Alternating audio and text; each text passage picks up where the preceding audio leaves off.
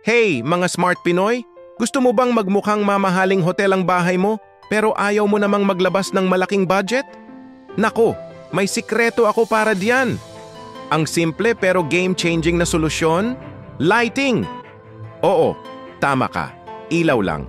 Unang-una, subukan ng warm lights. Hindi lang ito nakaka-relax, pero instantly, nagiging cozier at elegant ang dating ng kwarto mo, parang 5-star hotel suite. Next ang paborito ko, LED strips. Ang ganda nito sa likod ng TV, sa ilalim ng cabinet, o kaya sa ceiling coves. Lumilikha ito ng soft, ambient glow na talagang nakakagandang tingnan. Tapos, kung gusto mo ng statement piece, try mo ang pendant lamp sa dining area o sa sulok ng sala mo.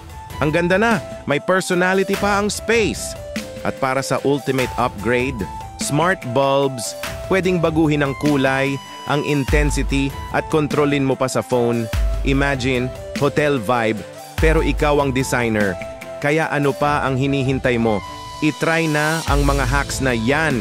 Siguradong hotel vibe for less ang bahay mo. Kung nagustuhan mo ang tips na yan, huwag kalimutang i-like ang video na to, mag-subscribe sa Smart Pinoy Homes at i-click ang notification bell para updated